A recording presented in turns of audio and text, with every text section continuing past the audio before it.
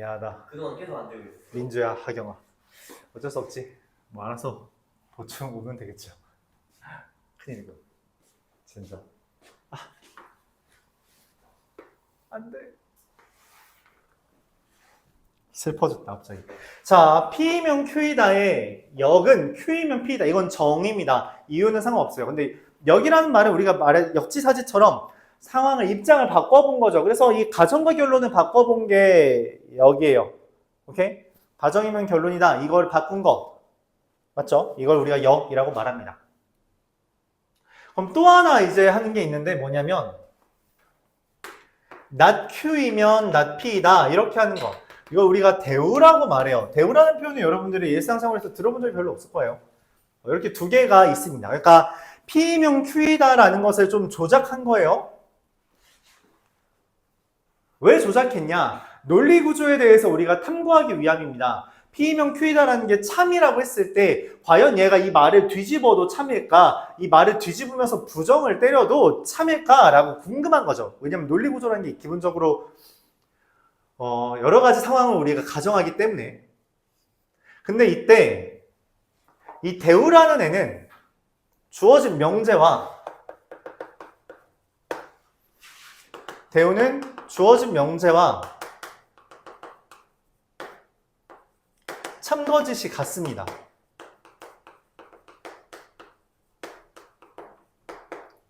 자, 이 말을 하는 이유는 명확하죠. 뭐? 역은 그렇지 않아요. 역은 주어진 명제와 관련이 없습니다. 그냥 아예 관련이 없어요. 관련이 없다니 무슨 말이냐면 제가 참일 때 참이고 참일 때 거짓일 수 있고요. 거짓이어도 참일 수 있고 거짓이어도 거짓일 수 있어요. 아예 상관이 없어요. 근데 얘가 참이면 얜 반드시 참입니다. 얘가 거짓이면 얜 반드시 거짓이에요. 근데 때때로 우리가 이 P명 Q이다라는 것이 보기 힘들 수 있어요. 이게 뭔 말인지 못 알아들을 수 있어. 그때 우리가 이 대우를 이용해서 명제를 재구성해보면 논리가 좀 더 쉽게 받아들여지는 경우가 있습니다.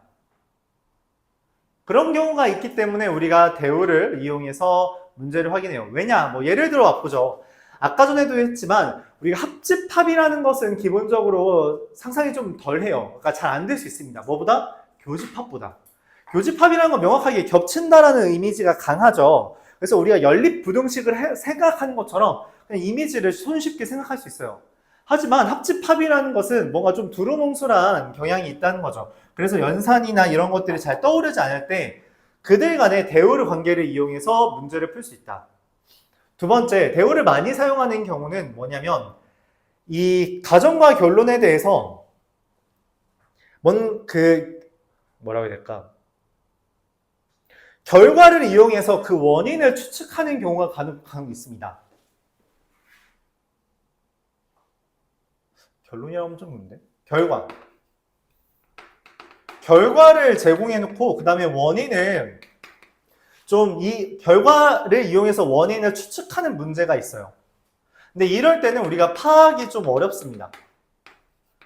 이런 경우에 마찬가지로 대우를 이용하면 원인과 결과를 좀 곧바로 볼 수 있게 되는 거죠. 그래서 파악이 조금 더 쉽게 된다라고 생각할 수 있게 됩니다. 그럴 때 이제 우리가 대우를 이용하는 거죠. 그러니까 결과에서 원인을 파악하라고 할 때 라고 하거나 아니면 방금 말했다시피 여집합을 포함하거나 합집합에 대해서 제시하는 경우, 그런 경우는 우리가 파악이 어렵고 그렇기 때문에 여집합이 아니라 합집합이 아니라 교집합이거나 역집합이 아니라 그냥 원래 집합을 이용해서 파악을 좀 쉽게 하겠다라는 내용입니다. 그러니까 말을 이렇게 꼬아낸다는 거예요. 예를 들어 여집합이라는 멘트는 이런 겁니다. 소수가 아니면 X가 소수가 아니면 짝수가 아니다. 이 뭔 말이야? 한번 우리가 아니다 이런 게 있으면 아니다? 그럼 뭐지? 그럼 짝수가 아니다? 뭐지? 이런 식으로 생각이 좀 까다로울 수 있다는 거지. 근데 이걸 대우로 하면 뭐냐면 짝수가 아님의 대우가 뭐예요? 그냥 짝수죠. 소수가 아니다의 대우가 뭐예요? 소수죠. 그럼 짝수이면 소수이다가 맞아요? 뭔가? 끄덕여 이걸? 야, 4가 소수야? 아니죠. 파악이 간단하다는 거죠. 그래서 얘가 거짓이라는 걸 말할 수 있게 됩니다. 이래서 대우를 확인하는 거예요. 알았죠?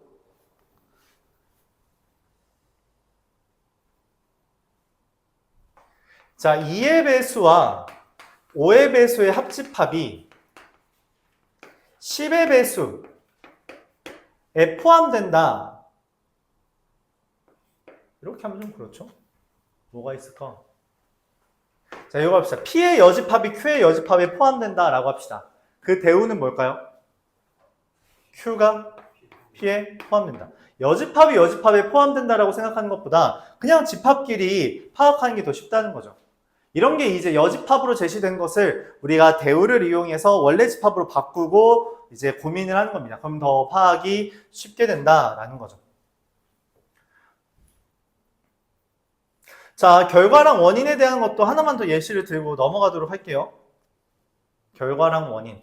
뭐냐면 x제곱이 짝수면 x가 짝수다. 이거 맞아요? x가 자연수일 때 x제곱이 짝수면 x가 짝수예요? 맞는 것 같긴 한데 맞나? 라고 좀 애매할 수 있죠. 그걸 대우를 이용하면 뭐라고 쓸 수 있다? x가 홀수이면 x제곱이 홀수냐? 라고 대답을 하면 된다는 거고, 홀수 제곱하면 뭐야? 홀수죠. 그럼 이거 참이지. 그래서 얘도 참인 겁니다. 그러니까 결론이 얘는 그런 어떤 연산의 결과잖아. 그 결과를 이용해서 이 원인을 추측하래. 파악이 잘 안 된다고. 그럼 뒤집으면 x로 x제곱 연산하는 건 쉽잖아요. 이런 식으로 파악이 쉬워진다는 거예요. 이게 대우의 의미입니다. 그럼 역은 뭐냐? 주어진 명제랑 관련이 없는데, 맞지? 근데 우리가 이 역지사지라는 말이 있다시피, 그리고 일상생활에서 많이 쓰다시피 이 뒤집는다라는 생각은 굉장히 흔한 생각이에요. 그래서 그 뒤집는 거에 대해서 역이라는 것, 이 뒤집은 거에 대해서 과연 이게 원래 명제와 관련이 있냐라는 질문을 당연히 던질 수 있고, 그 결과는 관련이 없다는 겁니다. 무슨 말이냐면 x제곱이 짝수면 x가 짝수이다. 이거의 역은 뭐예요? x가 짝수이면 x제곱은 짝수다. 이거는 맞는 말이죠. 맞죠? 짝수 제곱하면 짝수잖아. 그쵸? 당연한 이야기죠. 이건 맞아요. 근데 아까 말했던 정사각형이면 평행사변형이다. 이거 참이죠. 그럼 평행사변형이면 정사각형이다. 이거 맞아요? 아니요. 이건 틀렸잖아. 그러니까 얘가 참일지라도 역은 거짓일 수 있고요. 우리 참인 애가 역이 참일 수 있어요. 그러니까 판단이 불가능한 거죠. 역과 원래 명제는 아예 관련이 없습니다. 그러니 논리적으로 역지사지는 말이 안 됩니다. 그렇죠? 내가 네 입장이 되는 건 이미 입장이 달라진 거예요. 그렇기 때문에 판단은 달라질 수밖에 없습니다. 논리적으로는 말이 안 돼요. 그럼 역지사지의 의미는 뭐냐? 논리의 영역이 아니라 공감의 영역입니다. 영역. 알았죠? 네가 내 상황에 처해있다는 상황을 상상해봐. 그럼 정말 나처럼 할 수 있겠니? 내 상황에 공감 좀 해줘. 이런 거지. 그거를 논리적으로 내가 너였으면 그렇게 안 해. 이거는 너무 논리적인 척한 거다. 알았죠? 논리적으로는 이제 말이 안 되는 거죠. 그렇습니다. 논리적으로는 말이 안 돼요. 근데 서로 입장을 파악해가면서 두루두루 잘 살자는 게 역지사지죠. 각설하고요. 자, 관련된 이야기를 해보겠습니다. 뭐를 해보면 좋을까요? 335번을 보면서 지금 이야기한 거에 대해 다루어 보겠습니다. P라는 애가 절대가 x-k가 3보다 작다고요. Q라는 애가 2와 6 사이가 됩니다. 자, P면 Q이다의 역이래요. 그만 뭐래? 이렇게 말이 꼬이냐? Q이면 P이다인 거죠. 그쵸? 얘가 참이 되도록 해달래요. Q이면 P이다가 참이라는 말은 이거의 진리집합이 이거의 진리집합에 포함되는 상황을 말하는 겁니다. 그쵸? 그럼 얘의 진리집합을 이미 표현됐네. 그럼 이거의 진리집합을 표현합니다. x-k가 3보다 작다는 말의 의미는 뭐예요? k-3과 k 플러스 3 사이에 있다. 이게 P죠. 그럼 Q가 어디 있어야 돼? 포함되려면 2와 6 사이에 있는 거죠. 그쵸? 자, 이렇게 있어야 됩니다. 2와 6이라는 사이, 2와 6 사이에 있다가 얘랑 얘 사이에 있는 거죠. 그럼 이거를 부등식으로 만들면 k-3이 2 이하다. 왜냐면 둘 다 동그라미니까, 맞죠? 등호 붙어도 되죠. 6이라는 게 k 플러스 3 이상이다 라고 말할 수 있고, 결과 k는 5와 3 이상 사이다. 이런 결과를 낼 수 있습니다. 간단하죠? 그러니까 역과 대우는 그냥 외우는 겁니다. 저거에는 정이니까 기억만 해주면 돼요. 그 다음에 어차피 뭐 참이다 거짓이다는 매번 따로 따져주면 되는 거라서 그렇게 막 어려운 거 아닙니다. 그냥 답습할 뿐이죠.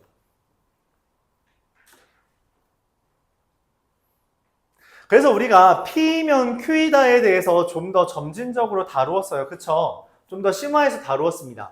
그래서 여기서 우리가 추가적으로 이야기를 할 수 있는 게 뭐가 나오냐면 3단 논법이라는 개념이에요. P면 Q이다 라는 개념. 그냥 뭐 굳이 안 넘겨도 됩니다. 짧게 나온 거라서. 3단 논법은 뭐냐면 이거는 옛날 중학교 때 도덕 시간? 이런 거에 중학교 때 도덕 있지? 네. 도덕 시간에 이런 거 배우죠. P면 Q이다.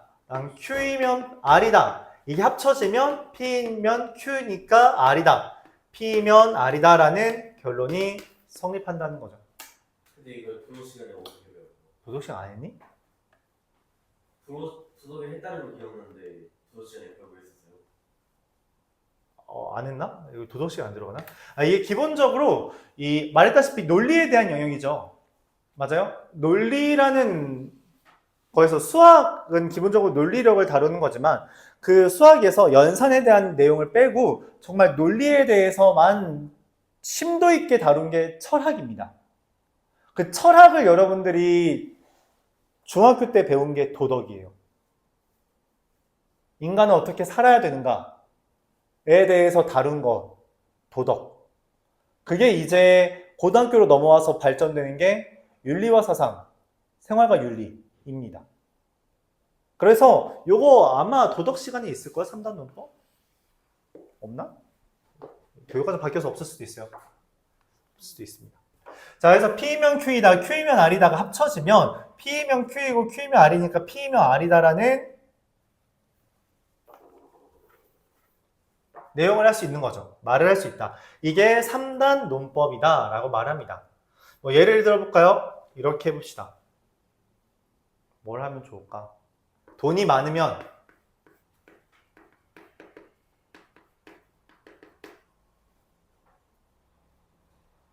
돈 많으면 뭐 할 수 있냐? 집을 살 수 있다. 집 3 이렇게. 집을 산 사람은 세금을 내야 한다. 그럼 돈이 많으면 세금을 낸다. 맞아요? 네. 네, 맞아요. 이런 이야기를 할 수 있다는 거죠. 세금은 괜히 얘기했나? 네, 이렇게. 돈이 많으면 집 산다. 집 사면 세금을 낸다. 그럼 돈이 많으면 세금을 내야 한다. 그런 이야기죠. 뭐 아는지 모르겠지만 사실 돈이 되게 많으면, 돈 많이 벌면 세금 진짜 많이 냅니다. 예를 들어 연봉 1억이라고 하자. 연봉 1억이면 한 달에 얼마 벌어야 되니? 한 900 벌어야 되죠? 그러면은 세금 한 40% 뗍니다. 900만 원 중에 500만, 400은 내야 돼요. 세금으로. 네.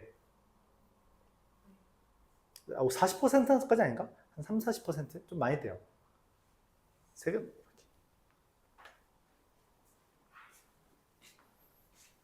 근데 그 연봉 1억, 한 달에 900 버는 사람은 어차피 100명 중에 몇 명 없기 때문에 여러분들이 여러분들 다 부자 되고 싶지 맞지?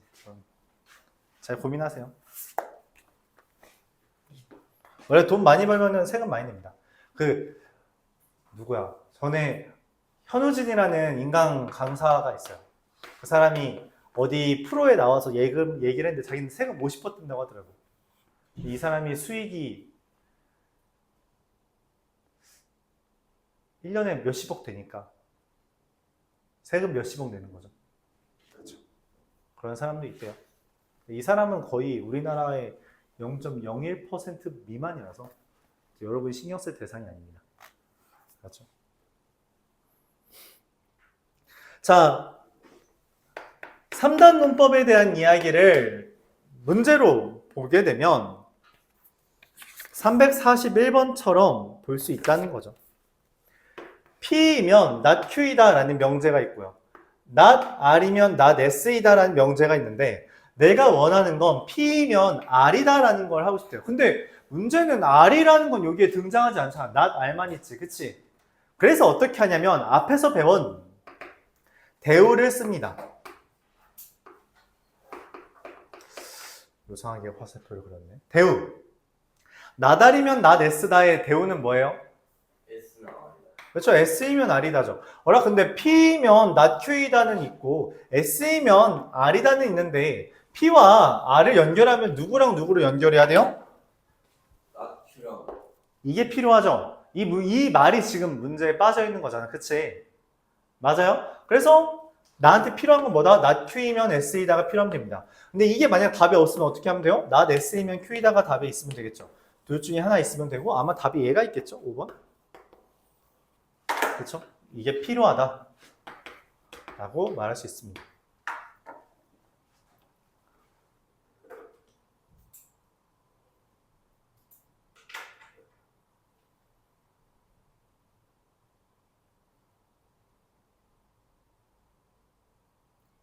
약간 내가 얼마 전에 본 코난이 생각난다. 명탐정 코난 알아요?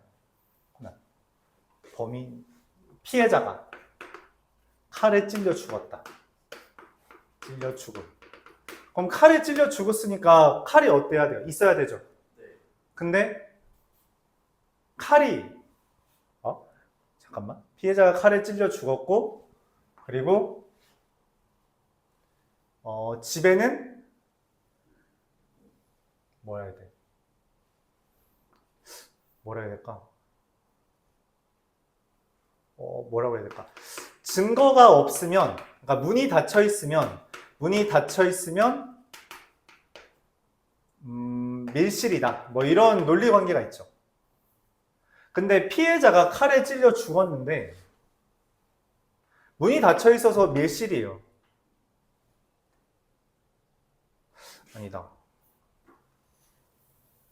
뭐가 좋을까? 이게 논리 구조를 어떻게 하면 될까? 문이 닫혀 있었고 그러면은 밀실. 사람이 없다는 거죠. 사람이 없다. 그리고 칼에 찔리면 죽는다.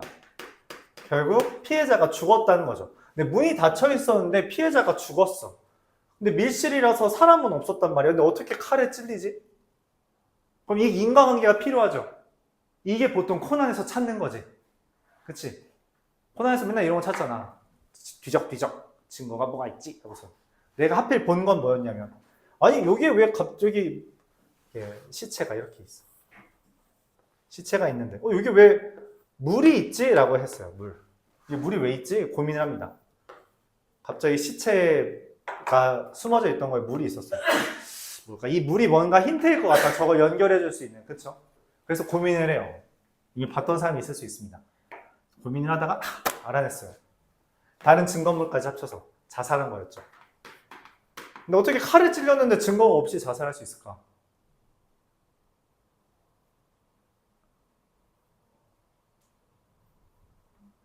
칼에 찔렸는데 범인이 없이 어떻게 자살할 수 있을까? 그러니까 등에다가 칼을 꽂은 거야. 등에다. 말이 안 되잖아. 내가 등에다가 칼을 꽂아? 그럼 요상하게 되잖아. 맞지? 근데 어떻게 했을까 해서. 이 물이 사실은 얼음이었고 이 얼음에다가 칼을 꽂아서 너무 흉악한 얘기인가? 칼을 꽂아서 이렇게 점프한 거죠. 으쌰. 그래서 자살했다. 이렇게. 스토킹하다가 이렇게 한 거죠. 스토킹하다가 자기가 흠모하는 사람 집에서 자살한 거래. 뭐 그랬대요. 코난입니다. 네. 자, 어쨌든 이런 연결 과제, 그러니까 논리 구조가 있어야 되는데 거기에 필요한 연결, 논리가 필요하고 그걸 우리가 채워주면 된다. 잠깐 여담으로 이상한 소리 했고요. 자, 그렇게 3단 논법까지 이야기했습니다. 결국 우리가 지금 조건에 대해서, 약간 명제에 대해서만 다루면 심심하다. 그래서 조건이라는 걸 다루는데 조건은 참고짓을 다룰 수 없으니 제약이 강하다. 그래서 P명 Q이다라는 걸 등장시키고 모든이라는 걸 등장시키고 모든 어떤이라는 걸 등장시키고 더불어 얘의 형태를 변환시킨 역과 대우에 대해서 다루었어요. 근데 이것만으로도 우리가 뭔가 이 명제를 조금 더 열심히 다루고 싶다라고 합니다. 이 조건에 대해서 조금 더 심도 있게 다루고 싶대. 그래서 등장시키는 게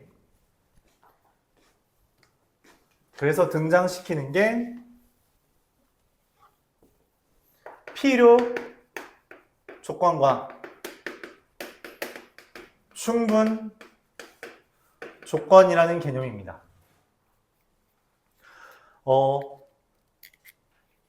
필요 조건과 충분 조건이라는 개념은 조건들의 이름을 붙인 거라고 생각해 주면 좋겠어요. 조건에 이름을 붙인 거다. 아까 말했다시피 조건을 연결해서 우리가 명제를 만들고 있죠. 그래서 P명 Q이다라는 명제를 계속 다루고 있어요. 왜냐면 그래야지 진리집합에 대한 이야기를 할 수 있기 때문이죠. 그럼 이게 만약 참이라고 하는 순간이 있다고 하자. 이게 참이라는 것의 의미가 뭐냐면 진리집합들 간에 어떤 관계가 있다? 포함 관계가 있다는 거죠. P명 Q이다라는 게 이런 관계죠. 딱 이 상황에서 P라는 조건에 이름을 붙입니다. 충분 조건이라고. 그러면 Q에도 이름을 붙일 수 있겠죠? 필요 조건이라고 이름을 붙일 수 있습니다. 그러니까 예를 들어서 여러분이 지금 예담이가 여기 앉아있어. 내 수업을 들어. 그러면서 바로 우리들 간에 관계가 생긴다고 뭐? 제 관계죠. 맞아요? 근데 나도 누군가한테 뭘 배울 수 있지. 내가 누구한테 지금 뭘 배우고 있지? 내가 배우고 있는 게 뭐가 있지? 왜 헬스장에 갔어. 내가 헬스 트레이너 분께 교수님 이렇게 말하겠지. 그럼 나는 그 선생님한테 뭐가 돼? 제 관계가 되는 거죠. 맞아요? 그런 것처럼 이 필요 조건과 충분 조건은 절대적인 관계가 아니라 상대적인 관계라는 거야. P명 Q이다라는 게 참이 돼서 이 집합 간의 포함 관계가 형성될 때 그때 저 조건 P에 부여되는 이름이 충분 조건이고 저 조건 Q에 대해서 부여되는 이름이 필요 조건인 것 뿐이에요. 근데 방금 말했다시피 이게 절대적인 게 아니라 상대적인 거랬죠. 그러니까 예담이는 나와 사제관계인 거잖아. 그쵸? 그러니까 그 말을 명확하게 해주기 위해 뭐라고 하냐면 좀 더 자세히 P는 Q이기 위한 충분 조건이다. 이렇게 말해주는 겁니다. 그러니까 조건 P는 조건 Q와 비교했을 때 충분 조건, 즉 포함되는 역할을 하는 거고 Q는 P이기 위한 필요 조건이라고 말을 하는 거예요. 근데 이것도 마찬가지로 뭐? Q는 P랑 비교했을 때 필요 조건이야 라고 말하는 거죠. 충분 조건, 필요 조건은 포함 관계만 생각하면 됩니다. 이게 말이 되냐 안 되냐 그런 거는 생각할 필요 없어요.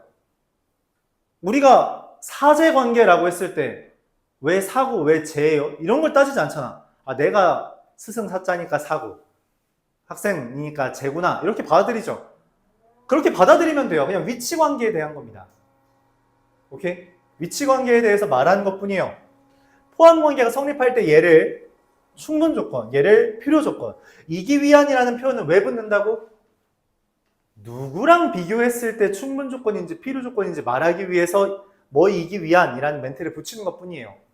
중요한 건 어디가 그러니까 어떻게 포함 관계가 어떻게 되는지가 중요한 겁니다. 자, 예를 들어서 정사각형이면 평행사변형이다 라는 말이 있어요.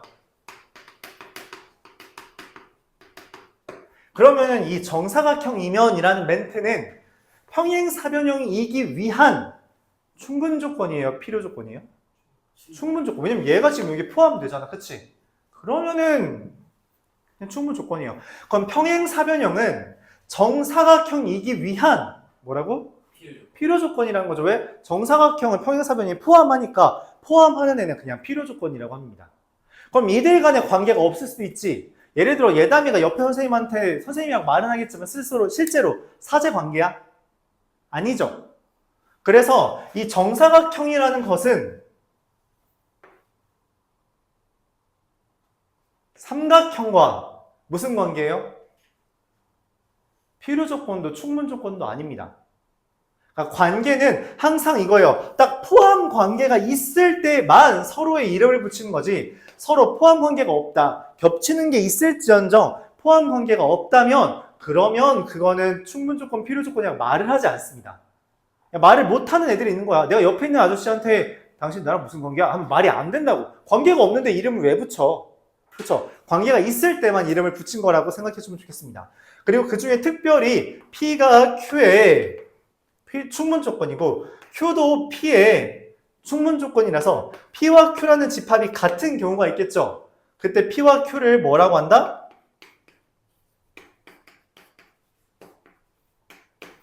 필요 충분 조건이라고 말합니다. 즉 같다는 이야기죠. 같다는 이야기예요.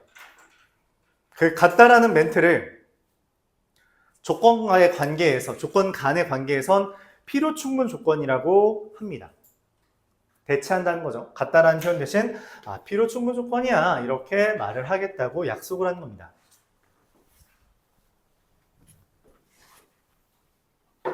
필요 충분 조건까지만 하고 쉴게요. 몇 개 안 남았습니다, 여러분. 한 4개만 하면 돼요. 왜 이렇게 많냐? 많겠죠? 자, 347번부터 보겠습니다. 얼마 안 남았어요. 정신 차리시고요. 조금만 힘내시고요. 자, P라는 애는 절대값 A 더하기 절대값 B는 0이다. 라고 했어요. 그럼 여기에 들어있는 건 누구예요? 절대값 A 더하기 절대값 B는 0이다? 그쵸. 0,0 이렇게 말할게요. 0,0 뿐입니다. 다른 건 없죠. Q라는 애는 A제곱 마이너스 2AB 더하기 B제곱은 0이에요. 이건 의미하는 게 뭐죠? A는 B, 맞아요. 그래서 0,0도 있고요. 1,1도 있고요. 2,2도 있고요. 총총총총. R이라는 애는 절대값 A 더하기 B는 절대값 A 마이너스 B라고 되어 있습니다. 얘가 의미하는 건 뭘까요? 이건 자주 나와요. 그리고 해석 잘 해줘야 돼요. 알았죠? 이거 뭐라고 해석하냐면 A는 0이거나 B는 0 이렇게 해석합니다. 알았죠? 절대값 A 더하기 B랑 절대값 A 마이너스 B가 같다는 거는 이렇게 해석해요. 실제로 대입해보면 알 수 있죠. 그럼 뭐냐? 0,0도 있겠죠. 둘 다 0일 수도 있고 하나만 0일 수도 있다는 거죠. 이렇게 있는 P라는 집합, Q라는 집합, R이라는 집합이 있습니다. 이때 기억, P는 Q이기 위한 필요 조건이냐고 말했어요. 필요 조건이냐고 질문한 건 뭐야? P가 Q를 포함하냐고 질문한 거로 보면 돼요. 포함 관계가 이렇게 성립해요? 아니죠. 반대죠. Q가 포함하는 거죠. 그래서 P는 땡, 기억 땡. not P는 not R이기 위한 충분 조건이다 라는 말은 P의 여집합은 R의 여집합에 포함되냐는 질문인데 이런 거 여집합의 관계는 우리가 판단이 잘 안 된다 했죠. 어떻게 판단하자 했어요? 맞죠? 대우를 쓰면 어떻게 돼요? 그쵸. R이 P에 포함된다. 순서가 뒤바뀌는 거예요. 여집합으로 바뀌면서 순서가 뒤바뀌는 게 R이면 P에 들어간다 이렇게 되는 겁니다. 오케이? 맞아요? R이면 P에 들어가요? 아니죠. 반대죠. 그렇죠? 이걸 말로 해석하려고 하지 마요. 집합의 원소로 보는 겁니다. 결국 이 단원에서 계속 주장하고 있는 건 뭐냐면 명제라는 것은 기본적으로 논리구조, 즉 말에 대해서 다루는 것인데 그 참거짓은 반드시 뭐로만 판단하려는 연습을 해라라는 거예요. 원소로만 판단해라. 집합 간의 비교, 그 안에 들어있는 원소로만 판단하라는 거예요. 그거를 말로만 판단하려고 하면 오해가 생길 수 있다는 거죠. 디귿.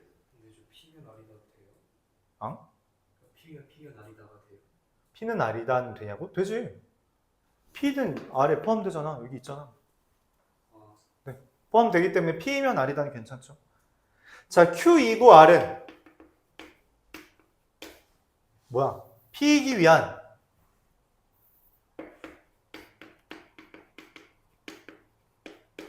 필요 충분 조건이냐고 물어봤어요. 그 말은 무슨 말이냐면 Q와 R의 교집합은 P랑 똑같냐? 필요 충분은 똑같냐라고 질문한 거죠. 맞아요? Q랑 R의 교집합은 0,0밖에 없고 P랑 똑같죠. 맞다. 디귿이 답이다. 이렇게 집합 간의 포함관계. 그럼 여러분들이 기본적으로 이런 존재 조건이 나오면 어떤 식이 나오면 그거에 대한 원소들을 꾸리는 게 먼저예요. 알았죠? 이게 먼저입니다. 그러니까 집합, 일종의 집합을 제시한 거죠. 조건제시법으로 집합을 제시하면 그것을 실제 예를 들어가면서 집합을 꾸려보는 연습이 필요해요. 그러니까 사례를 들어보는 것. 아직 여러분들한테 많이 쌓이지 않은 경험입니다. 그 경험을 좀 나열해보면서 지금 쌓아보세요. 그러면 나중에는 더 쌓기가 편해질 겁니다. 349번 보도록 해볼게요. 이건 아직 놔두죠.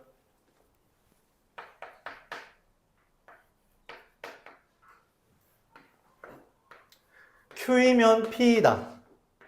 not R이면 not P이다. 이게 여기는 그냥 P라고 되어 있는데 not P라고 써 있으니까 아주 보기 흉하죠. 그래서 뭘 쓴다? 대우. 대우 쓰면 어떻게 돼요? P면 R이다. 어라? 그럼 Q, P, PR 어떻게 돼요? 이렇게 되죠. 그래서 집합간의 포함관계도 R, P, Q 이렇게 되는 겁니다. 맞나요? 이때 기억. Q는 P이기 위한 필요 조건이냐고 질문했어요. 무슨 말이에요? Q가 P를 포함하냐? 라는 질문이고요. 맞아요? 아니죠. 니은 R은 P이기 위한 필요 조건이냐고 질문했어요. 무슨 말이에요? R은 P를 포함하냐는 질문이에요. 맞아요? Yes. 디귿. Q는 R이기 위한 충분 조건이냐고 질문했어요. 그럼 Q가 R에 포함되냐? 맞아요? 맞아요. 맞아요. 그래서 포함 관계로만 본다 했어요. 다른 건 보지 않습니다. 알았죠?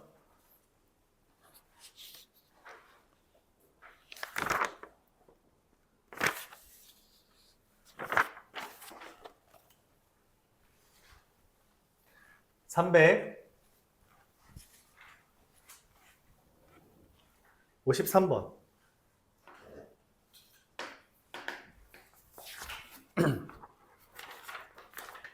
자, 또 나왔어요. 이런 집합 간의 관계. P, 차, R의 여집합, 합집합.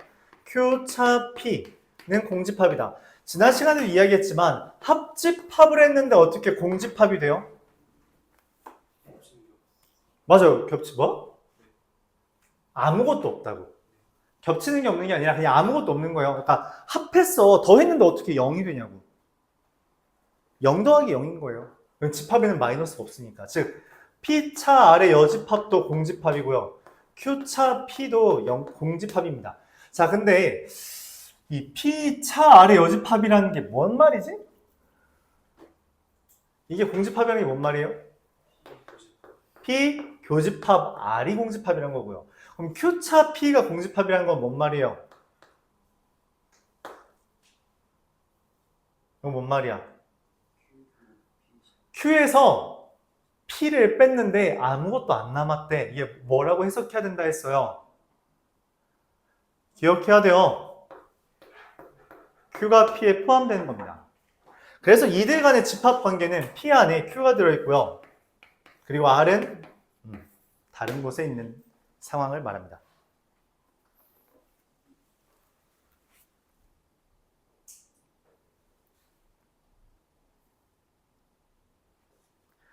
자,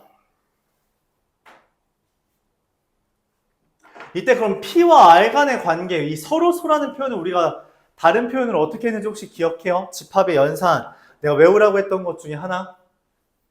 왜냐면 이런 관계를 이야기한 적이 있습니다. 이 문제에서는 이게 설명이 필요할 것 같아요.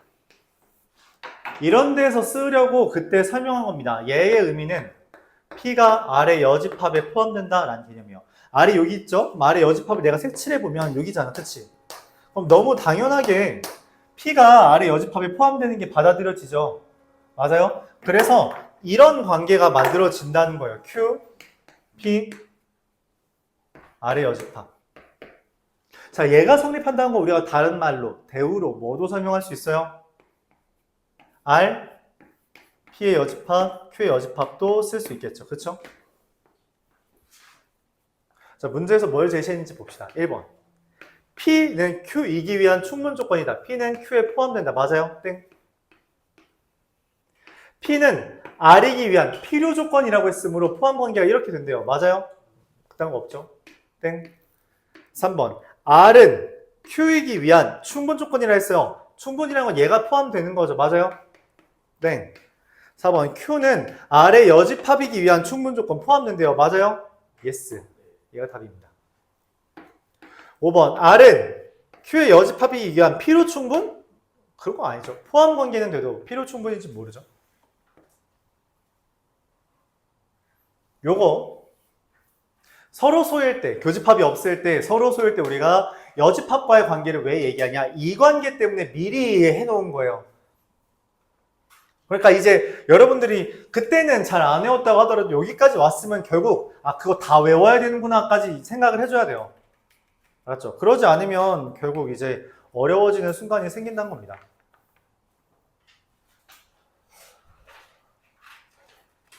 한 문제만 더 하고 잠깐 쉴게요. 뭐 중 하나 더 있긴 한데 여러분 각자 해보시고요. 좀 쉬는 게 나을 것 같네요. P라는 게 X가 마이너스 1과 0 또는 X가 3 이상 이게 P고요. Q라는 애는 X가 A 이하, R이라는 X가 P 이상. 자, not P라는 애는 Q이기 위한 충분 조건이고 not P는 not R이기 위한 필요 조건이라고 했어요. 이게 뭔 말이에요? P의 여집합은 Q에 포함되고 P의 여집합은 R의 여집합을 포함한다 라는 개념입니다. 맞아요? 그래요? 그렇죠? P의 여집합이 Q의 충분 조건이라는 건 포함된다는 거고요. P의 여집합이 R의 여집합에 대해서 필요 조건이라는 건 얘를 포함한다는 거죠. 이런 관계가 만들어진다. 자, 그럼 not R이라는 걸 우리가 써보면 여기다 그냥 쓰자. 풀이 공간이 좀 묘상해졌네. 바로 지우기 좀 그래서 넘어올게요. P의 여집합은 저거의 반대죠. 맞아요. 그럼 마이너스 1 이하 0 이상 3보다 작다 이겁니다. 그렇죠? 이게 P의 여집합이죠. 맞아요. 근데 P의 여집합이 Q에 포함된다고 했어요. Q는 뭐야? A 이하잖아. 그럼 A가 어디 있어야지 얘를 포함할까요? 어디 있어야 돼? 여기? 포함해야 된다는 건 얘보다 커야 된다는 거라서 A가 여기 있는 겁니다. 그럼 R의 여집합은 B 이상의 반대잖아. 그치? B보다 작다지. B보다 작다가 이 하얀색에 포함되려면 B라는 게 어디 있어야겠어요? 부등식 잘 봐야 돼요. 그쵸? 여기에 포함되는 거니까 B가 여기 있어야 되는 겁니다. 동그라미죠? 이렇게 됩니다. 이게 R의 여집합. 그러므로 우리가 A라는 건 어떻다? 왼쪽에 쓰니까 잘 못 쓰겠다. A라는 건 3 이상이라는 것과 B라는 건 마이너스 1 이하라는 게 나오고요. 그래서 A-B의 최소라는 건 이 말을 좀 해석을 처음엔 잘 못할 수 있어요. A-B의 최소는 A의 최소에서 B의 최대를 빼라는 겁니다. 그렇죠? 그럼 이게 최소죠. 그래서 3 마이너스 1은 4 이렇게 됩니다. 10분 쉬었다가 진행할게요. 오늘은 증명까지만 하는 걸로. 그럼 너무 적은.